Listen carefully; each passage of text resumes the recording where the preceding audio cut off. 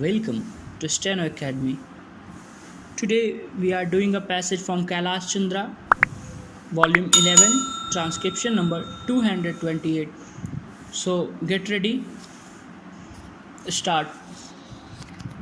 Mr. Deputy Chairman, I read the speech of the Honorable Railway Minister with very great interest, and I fully associate myself with the sentiments expressed by Dr. Kunjru that the speech makes us very happy. The railways, being our premier national undertaking, have had to shoulder many onerous and heavy responsibilities during the last 60 years of planning and development, and it must be said to the credit of the railways that they have acquitted themselves very creditably.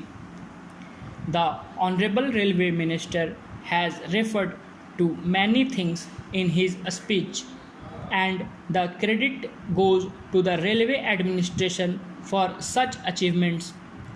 I need not narrate those achievements here because they have been referred to by many honorable members of this House, and they are found in the Railway Minister's speech also. Those of us here who have been lucky to visit the various installations and workshops as members of the Public Accounts Committee or the other committees can bear witness to the great progress that is being made all round towards saving foreign exchange and making the railway ministry a model for other ministries to emulate. His speech is a frank assessment of achievements and omissions, and the Honorable Railway Minister deserves to be congratulated for not having hidden the drawbacks that have come to his notice.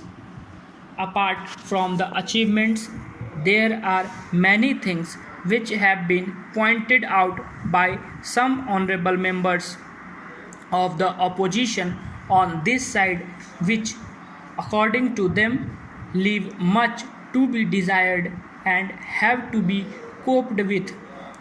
The Honorable Minister himself has stated in his speech that much leeway has to be made.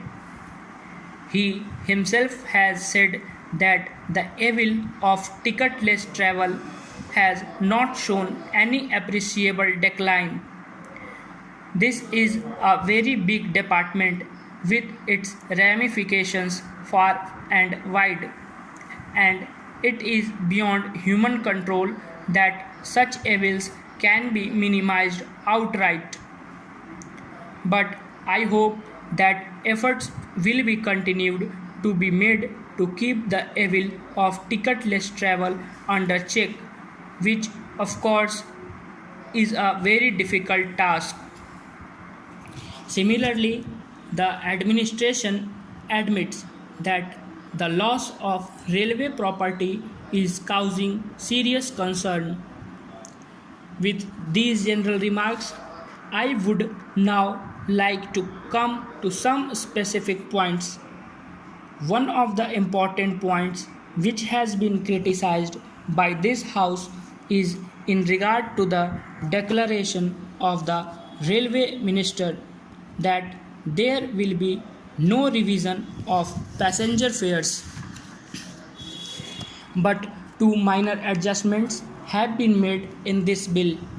One is that the special surcharge at present levied has been raised slightly, and the other is that the minimum distance charged for coal has been altered slightly.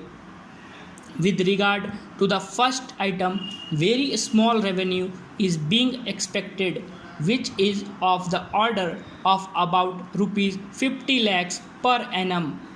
While in regard to the second item regarding coal, even a figure has not been given because it is stated to be a very small item.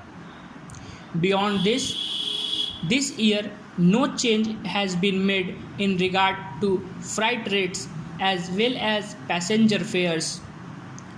There have been many comments on this point, and some of my friends on this side attributed it to this being probably the budget speech in the year before the election. I am sure Sri Jagjeevan Ram will not put the interest of the party above the country, and he must have had very cogent reasons for not enhancing the fares and freight rates. He will be very pleased indeed to know his point of view as to what he has to say in the matter. But we know very well that already taxes in the country are very heavy all around. This view might be behind the mind of the Honorable Minister to decide that this year the fares and freight rates should not be raised. But all the same, we will be interested to know his point of view.